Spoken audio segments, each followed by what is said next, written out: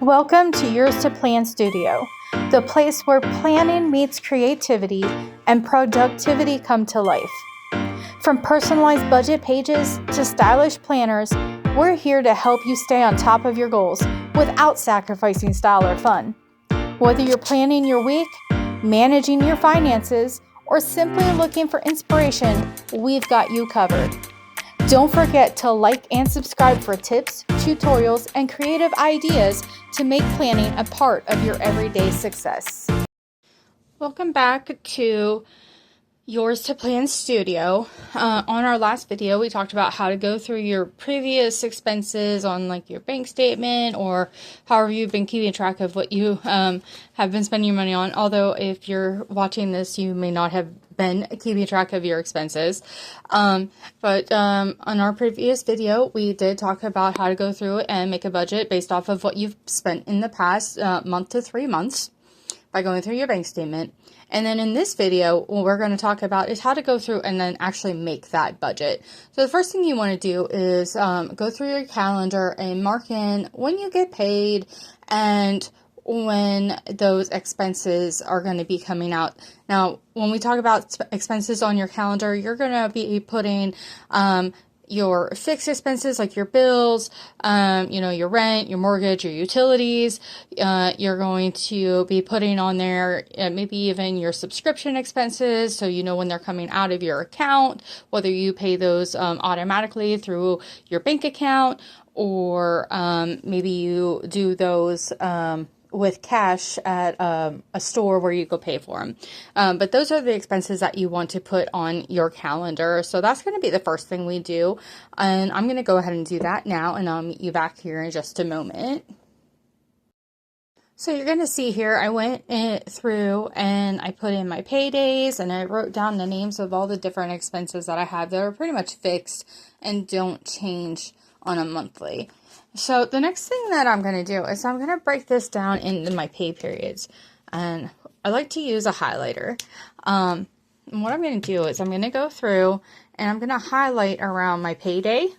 Or start up here, the 28th. Now the reason I start with the 28th of January is because this is the payday, the last payday before the start of the new month, right?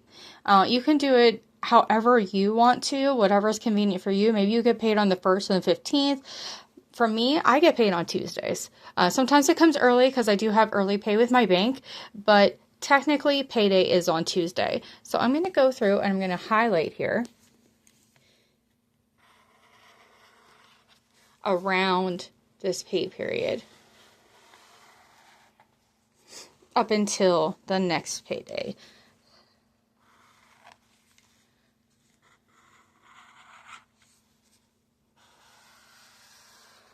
And the reason I'm doing this, guys, is so that these expenses that are during this pay cycle, I know my money needs to last me that time frame for that pay period.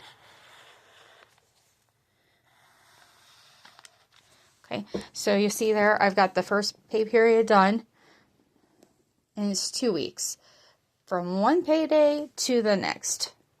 Then I'm going to take my next highlighter. I'm going to use yellow. I think the yellow one works. These are actually kind of old highlighters. I need to get new ones, but they're not really in the budget right now, so we're using what we have. As part of budgeting is using what you have until you can afford a new.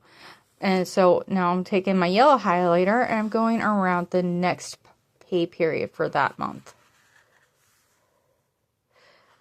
Now, depending on how you get paid, you might get paid weekly. If you get paid weekly, go from one payday to the next. It's really not that difficult. You just go from one payday to the next payday because you know that's what you're budgeting your money for. When you get to a certain point, however, through the budgeting process, we want to eventually end up so that we're not living week to week or paycheck to paycheck, but we actually have the money in the bank to carry us through one month to the next. And as you're earning money, you're spending last month's money, if you will, and you're saving each month. I'm not quite there yet. I'm actually just starting over, guys. So this is what mine looks like. I've got the first 2-week pay period up there in the purple, and then I've got the second 2-week down in the yellow. And then the next payday, even though it's February 25th, I'm going to take that 25th for February. That payday is going to go towards March.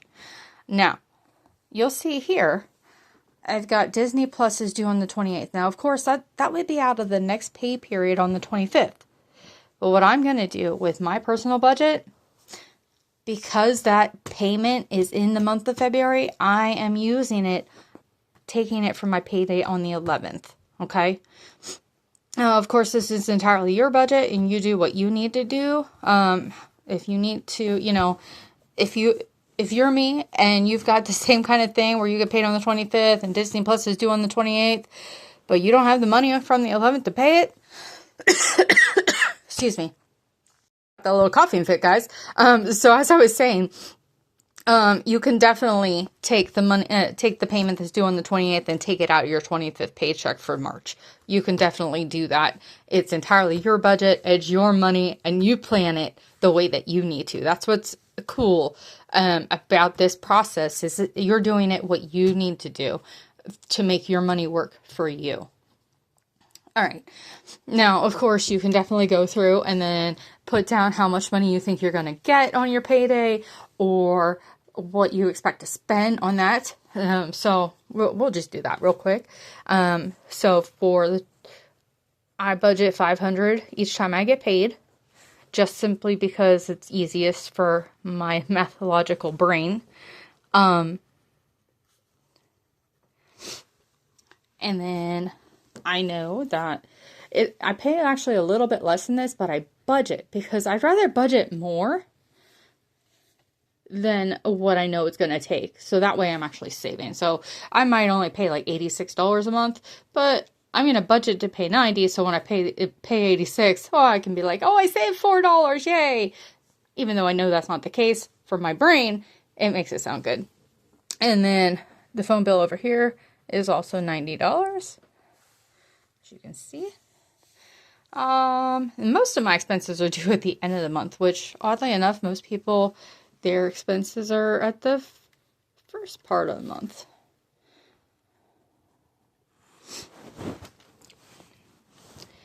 Now, the standby cash loan is actually something cool that my bank does. They allow you to borrow money and then make payments over the course of 3 months, depending on how much you borrow.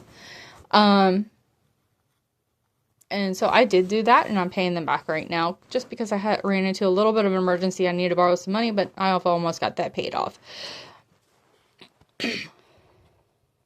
My auto insurance, Peacock. I don't know if you guys have Peacock. I love my Peacock.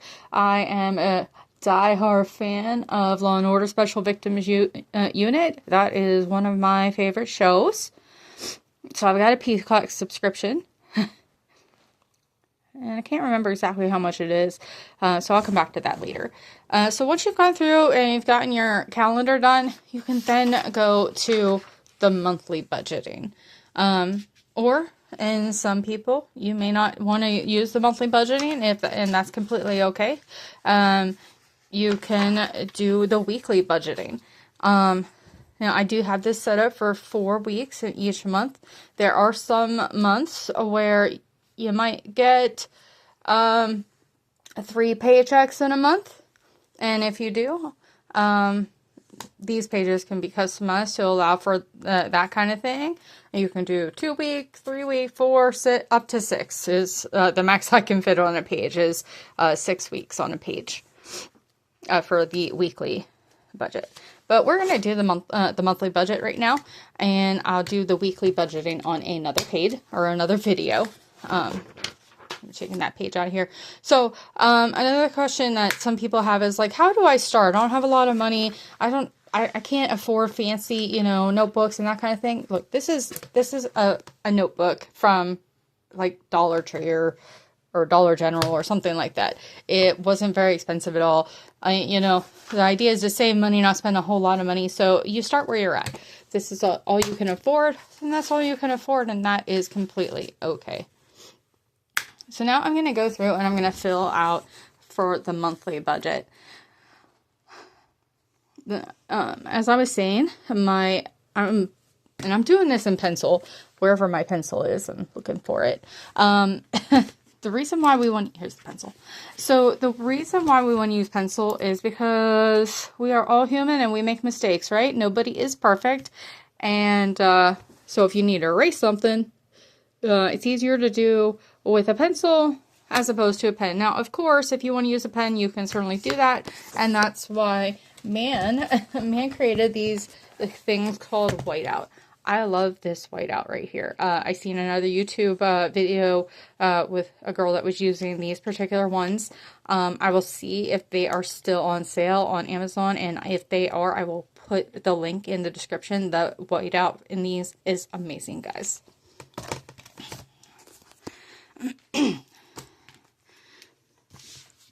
So for the month, 2 pay weeks, $500 each, is a budget of $1,000.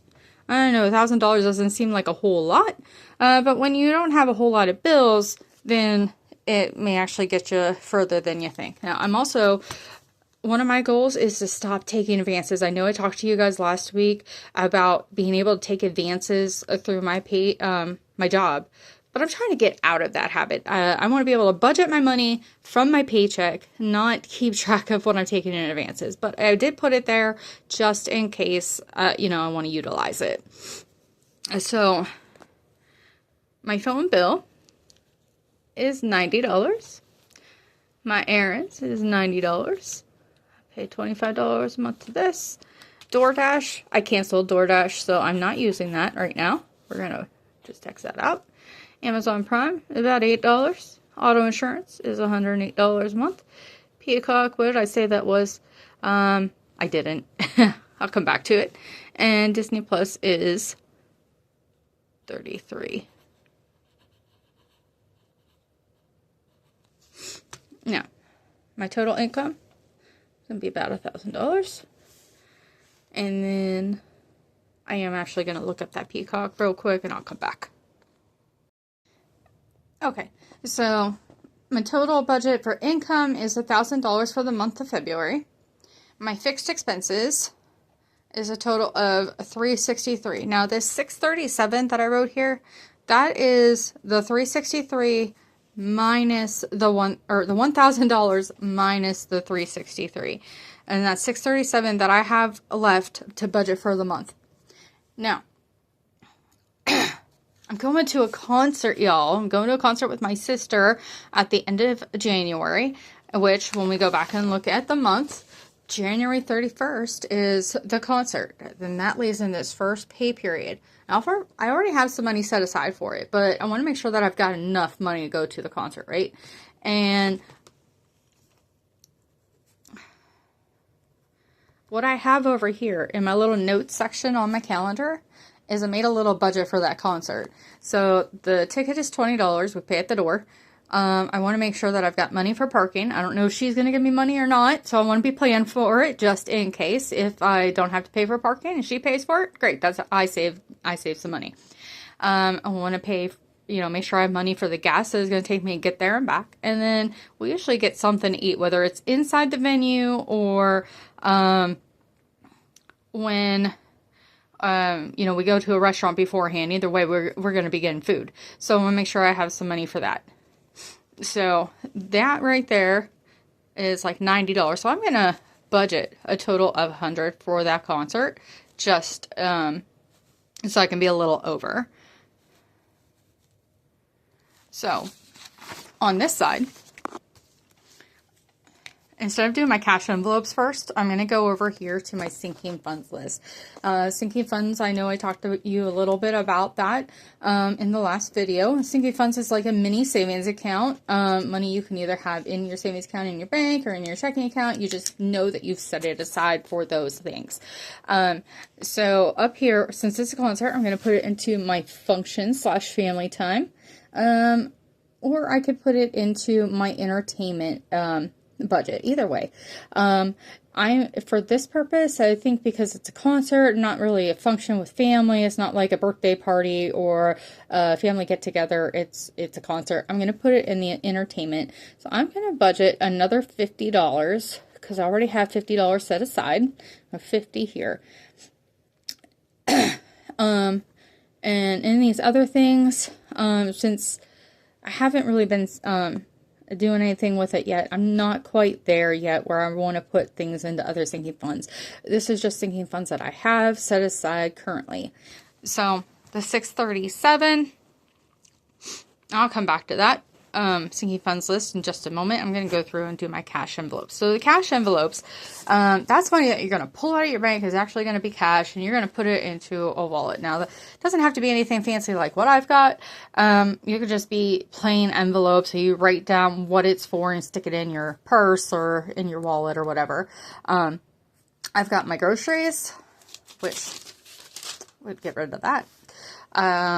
I've got a little tracker here for when I keep the groceries. I haven't gone through and did this part yet, but I'll be doing that at another time, probably tomorrow. We've got our gas,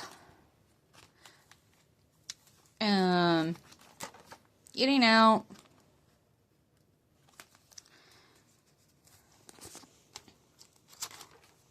laundry. See, doesn't have to be anything fancy. I had to repurpose this one. I turned it over and wrote laundry. And then I've got the household. And household, the difference between household and groceries is household is going to be like your toilet paper, cleaning supplies, paper towels, that kind of thing. Groceries is what you eat, food. I'm pretty sure that you all know the difference between food and non-food things. If you don't, well, we could talk about that another time. I do vape. I know it's a bad habit, but it is my vice. And then we've got our spending. Spending is things that are not part of the other budgets. So that could be, I go to Dollar Tree, I see something cool I want to get. I'll look in here and say, do I have any extra money for spending? And the answer is no, not right now. I'm not going to get it. And then the buffer is any extra money at the end of each pay period that I have in my envelopes. I'm going to move that into my buffer so that if I do ever go over, say I've got $25 for groceries and it actually cost me $30, I'm going to look at my buffer and see, did I have any extra money left over from last week? Right now, that answer is no. So that's what I've got from my wallet. But you guys can certainly do it however you want. Maybe you guys, some of you stop at coffee and stop at a coffee house. You spend $5 every day. And budget $25 for the week to stop and get coffee before you go to work every day. You want to make sure that you've got that set aside. Maybe you're trying to cut back on that coffee. So instead of going 5 days a week, you're going to go 3 or 4. Save yourself $5, $10 in a week. So for my groceries, I am going to budget $150 for the month. That's $75 out of each paycheck. Gas, I'm going to budget $100. Eating out, I know I talked about this in my last video as well. I saw that I was eating out way too much. I'm going to try and cut that back. So I'm going to put this down to $50. When the money runs out, that means the eating out's over. Laundry, it costs me about $20 every time I do laundry. So 20, 40, 60, 80. I'm going to budget $80 for laundry. Household, we're going to put as 20. Actually, I'm going to put $30 there. See, that's why we have an eraser and we're using pencils so we can change the number. I'm going to make it $40 because I know we need toilet paper and I know we need paper towels and probably some cleaning products.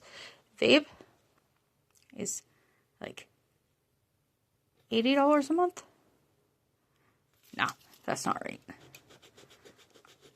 I'm gonna make that $50. And then extra spending. Now, before I do that, I'm going to add up these other numbers and then decide what I want to put in my extra spending. It may be $0, maybe only $10. I don't know yet. I use my phone as my calculator right now. I don't have an extra one that is on my shopping list. So I will be right back after I total up these numbers. So I went through and as I was working on these numbers, I realized that I wanted some of them to be a little bit smaller. For instance, the laundry, originally I had 80 there, and I decided to take that down to 60 because I don't spend $20 every time I do my laundry. $20 is maybe once every couple weeks when I do the bedding. But mostly I'm doing just the clothes when I do laundry. So I'm spending probably between $10 and $15 every time I go. So I'm going to budget 60, where I'm budgeting for 4 weeks for the month. $15 a week for 4 weeks is $60. And then on those weeks that I only spend 10, maybe 12, the extra money is being saved to pay for when I have the bigger expenses when I do laundry. Household, I changed down to 30. Toilet paper is roughly $15 to $20, and then paper towels, we'll bring it up to 30. And if I've got a little extra, maybe I'll buy some, detergent or that kind of thing, cleaning supplies with what's extra. And then spending, I added all these totals together, is $370. So I went ahead and put spending is $30 simply so I could have a round number of $400. Now, previously I had the $637 left. The $637 minus the $400 is $237. So I'm going to write down this as down here, $237. And I'm going to transpose that up to the top over here. $237. And $237, as I said, I'm setting aside $50 for that concert just so I have $100 to go. May not need all of it, but I'd rather have it than better to be safe than sorry. Better to have too much money than not enough. And then, what if you want a souvenir and you don't have any extra money? Well, then you're not getting a souvenir. So if I want a t-shirt or something from the concert, I want to make sure I have that extra money. So the $237 minus the $50, my total sinking funds is $50 down here. $237 minus the $50, whatever that is. And then I've got this loan that I'm paying off. It's $11. Whatever my remaining is after the $237, and the $237 is after the expenses of my fixed and my cash. The $237 minus that $50 for the sinking fund for the entertainment for that concert, minus the $11 for the debt I'm paying, is going to be what I have left over. My leftover, because I am pushing for a new car right now, I'm not even worried about saving money for a month ahead or emergency or any saving challenges right now. All of my extra money is going into that new car fund right now.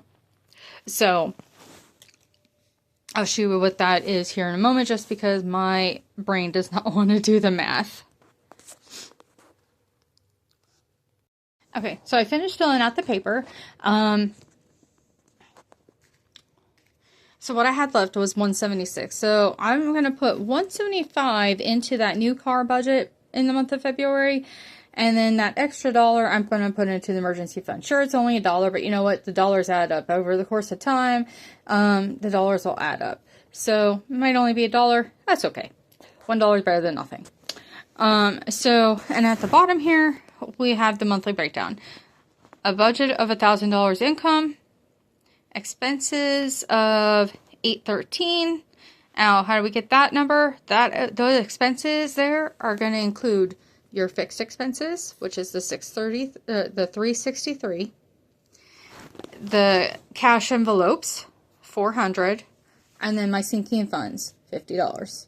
Okay, that's how we came up with that number of the $813. The extra debt payment, which is $11, that's that loan I have, and then my total savings that I'm going to be setting aside is that $176, and at the bottom is a $0. That's the total remaining. So that means I have given a job to every dollar that I have, or that I am expecting to come in for the month of February.